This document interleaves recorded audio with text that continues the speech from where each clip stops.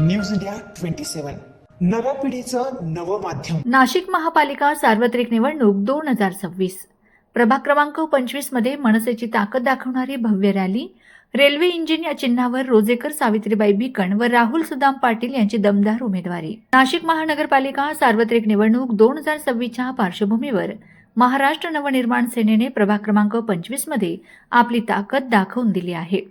मराठी माणसाच्या न्याय, हक्क आणि स्वाभिमानासाठी सातत्याने लढणारे कर्तृत्ववान नेतृत्व म्हणून ओळख असलेल्या रोजेकर सावित्रीबाई भिकण या क गटातून अनुक्रमांक 3 तर राहुल सुदाम पाटील हे गट ड मधून अनुक्रमांक 2 या क्रमांकावर निवडणुकीच्या रिंगणात उतरले आहेत.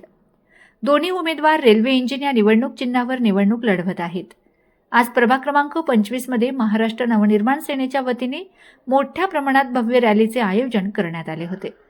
या रॅलीत मनसेचे कार्यकर्ते, पदाधिकारी तसेच महिला कार्यकर्त्यांची विशेष उपस्थिती पाहायला मिळाली.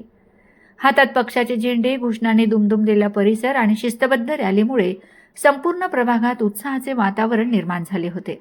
यावेळी उपस्थित मान्यवरांनी मनसेच्या धोरणांवर प्रकाश टाकत स्थानिक प्रश्नांवर ठाम भूमिका मांडली. प्रभागातील पाणी पुरवठा, रस्ते, स्वच्छता, महिलांच्या सुरक्षिततेसह युवकांना रोजगाराच्या संधी उपलब्ध करून देणे तसेच मराठी माणसांच्या हक्कांसाठी संघर्ष करणे हेच मनसेचे प्रमुख उद्दिष्ट असल्याचे त्यांनी स्पष्ट केले.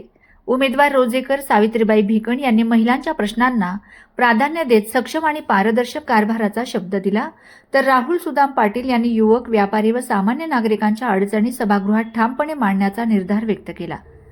रेल्वे इंजिन हे चिन्ह विकास, गती आणि प्रगतीचे प्रतीक असल्याचे सांगत मनसेच्या उमेदवारांना मोठ्या मताधिक्याने विजयी करण्याचे आवाहन यावेळी करण्यात आले. एकूणच या भव्य रॅलीमुळे प्रभाग क्रमांक 25 मध्ये महाराष्ट्र नवनिर्माण सेनेची निवडणूक मोहीम वेग घेत असल्याचं स्पष्ट चित्र.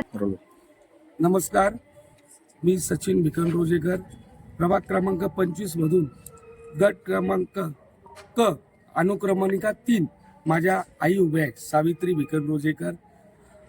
आम्ही 2007 पासून समाजाच्या कार्यासाठी लढत आहे. 7ला आम्ही 2 नंबरला होतो. त्यानंतर आम्ही 2012ला पण लढलो. त्यानंतर 2017मध्ये पण आम्ही लढलो. थोड्या अपयशाने आमचा पराभव झाला. तरी सर्व मतदार बंधू भगिनींना माझी नम्र विनंती आहे की ह्यावेळेस आपल्या सर्वसाधारण व्यक्तीला म्हणजे माझ्या आईला तुम्ही निवडून द्यावे ही नम्र विनंती. भाऊ, आईला एक चान्स जर प्रभागातील नागरिकांनी दिला तर आपला अजेंडा काय राहील? प्रभागातील नागरिकांनी जर माझ्या आईला जर चान्स दिला, आईला देणं म्हणजे मलाच चान्स देणं आहे. मी प्रभागातली ज्या काही समस्या असतील काँक्रिटीकरण असेल, गुन्हेगारी असेल, त्यानंतर प्रभागामध्ये अनेक सुखसुविधा, तुमची व्यायामशाळा असतील, काही मोके भूखंड असतील, त्याच्यावरती पोस्ट ऑफिससाठी इमारत उभारणे, त्यानंतर आपल्या त्रिमूर्ती चौकामध्ये भाजी बाजार आहे. इतकी ट्रॅफिक जाम होती त्या ठिकाणी. मटन मार्केटच्या ठिकाणी ट्रॅफिक जाम होती. त्या ठिकाणी मार्केटमध्ये जी ट्रॅफिक जाम होती त्यासाठी मी महानगरपालिकेच्या मोकळ्या भूखंडावरती पोस्ट ऑफिससाठी अद्ययावत इमारत उभारणार. त्यानंतर मटन मार्केट, भाजी मार्केट यासाठी सुद्धा मी एक इमारत त्या ठिकाणी मोकळ्या भूखंडावरती महापालिकेच्या उभारणार.